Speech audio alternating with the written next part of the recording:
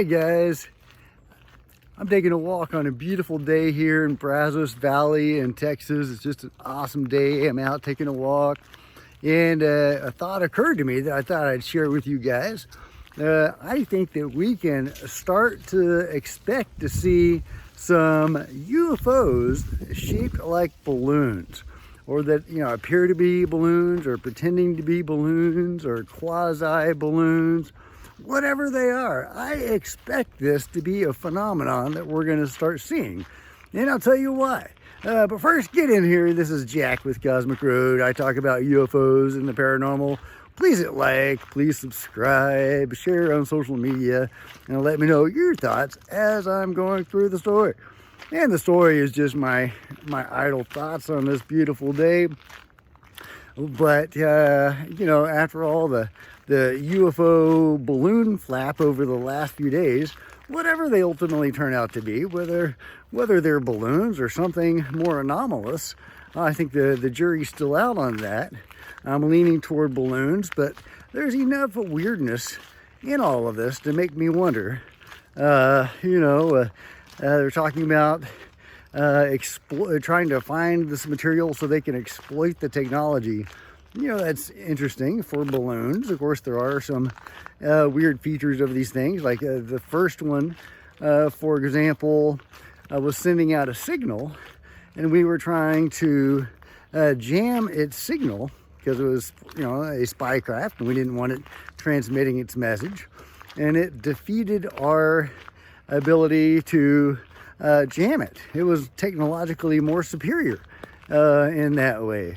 So there could be some mundane reasons why we would want to exploit their technology, but it is very weird. But getting to the point, and I'm coming up on a big lake here, or a big puddle, lake of a puddle. I may or may not be able to go around this. Oh, here we go. Here's a side. Here's what I'm dealing with. You can see that.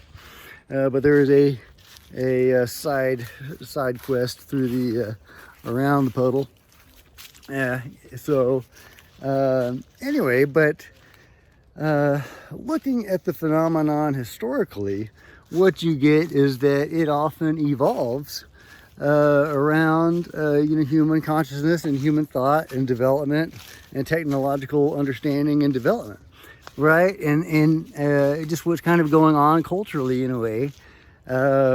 Look at the airships of the late 1800s. I know people were starting to become aware of balloons and balloon technology. And so what do you get? You get the fantastic alien, or whatever they are, airships that people were seeing in the late 1800s. These fantastic Zeppelin sorts of things that would set down, and the occupants would get out, and they'd ask the locals for a cup of flour or something. I mean, they had these most ridiculous reasons for setting down, and they would say they were from Mars or Venus or what have you, and they would just have these ridiculous explanations or excuses for setting down. And clearly they just wanted to interact with people for whatever reason. And so that was one phenomenon. And then later, a few decades later, after we had airplane technology, they started to appear as nuts and bolts, what we might think of as very fancy planes. They had, they were made of metal, and they flew around. They were shaped like saucers or whatever, but they were something that we could understand, just, fancier versions of what we already had in a way. And so, some of these things probably were actual craft, nuts and bolts, physical craft. But some of them may not have been. Some of it may have been the phenomenon manifesting in a way that we could understand, because that was our technological level. And that's where our consciousness was at the time.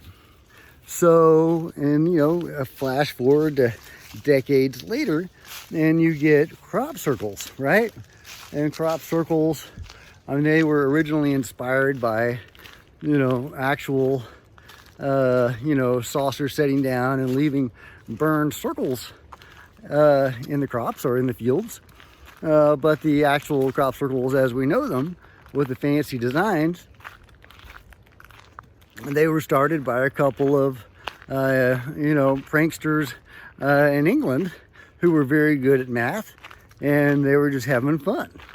And that started a wave of crop circles and other pranksters.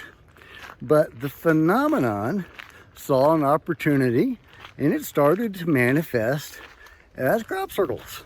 And now there are genuine anomalous crop circles, where there's crazy electromagnetic readings that shouldn't be there if they were hoaxes, and genetic anomalies in the structure of the plants, and people starting to have expanded awareness events there, and anomalous events that are happening for them at these crop circles. And so that seems to be the phenomenon manifesting again in a way that we can understand, but fitting within the context of something that was already happening. All right, so that's what it did with the airships of the 1800s, and that's what it did with the flying saucers of the early 1900s. Again, I'm not saying that all of those were manifestations of consciousness or whatever field. Jacques Keel believed it was all coming from a particular field, and I think that's some part of that is true. I think it's probably more complicated than that, but that's probably a really great way to think about it. It's this overall phenomenon, and it interacts with us on whatever level we're at. But it does want to interact with us, whether it's to sit down and ask for a cup of flour, or once getting our attention by making some crazy shapes and some crops. So whatever that means, right? Jacques Vallée has said that the phenomenon is sometimes acts as a barometer of human consciousness, and I think that's a fascinating way to look at it. Again, I think there is a nuts and bolts component to this, and there are beings from other planets visiting us, but I think there's also a lot more going on than that, and it has a lot to do with consciousness. And so now that balloons have entered the public consciousness, I believe that we can start to expect to see actual UFOs. Again, and I'm not even saying the ones people have been seeing over the last few days aren't genuine anomalous vehicles, but I think the evidence so far trends toward more mundane explanations. But again, I could be proven wrong on that, and I'm not gonna definitively say one or the other. But anyway, the point is that balloons have now entered our public consciousness. And so just like with the airships and the flying saucers and the crop circles, I wouldn't be surprised at all that the actual phenomenon started to manifest in that way. There's sightings of planes that weren't planes. They'll have like two fuselages or whatever, so it'll be distinct from actual planes, but it will be the phenomenon representing itself as something we can understand, but wanting to be observed, which is fascinating. What does that mean? I don't know. Well, sometimes it pretends to be a cloud. I shared one of my favorite UFO videos of all time a couple months ago, where a UFO was, to all appearances, pretending to be a cloud. And I love that. It was crazy. Yeah, check out that video. I called it a title of something like one of my favorite UFO videos, and I just love it. So that's just a thing that the phenomenon does, is manifest itself in ways that we can understand, and the things that have entered our public consciousness. So anyway, that's a long-winded explanation of why I think that we can probably expect to start seeing some genuine anomalous craft that appear to be balloons, maybe weird balloons. Yeah, I know, we're kind of going backward a step, right? From the airships of the late 1800s, going full circle all the way back to balloons. But I think that something like that might indeed be the case. What do you guys think? Let me know in the comments below if you think that we can start to see genuine, anomalous, balloon-like entities. Yeah, just like they were saying in the U.A.P. report, balloon-like entities. Well, I think that was probably foreshadowing. I don't think they did that intentionally. I think they were just trying to say balloons and things that look like balloons. But I think that is going to be a thing. I think we are going to be seeing balloon-like entities. Anyway, those are my thoughts anyway. But it is a beautiful day here in Brazos Valley. I haven't seen any Bigfoots yet, but I'm looking. If I see any Bigfoots or chupacabras, I'll let you know. There are actually some Bigfoot sightings in Texas. East Texas is one giant forest, and the piney woods of East Texas.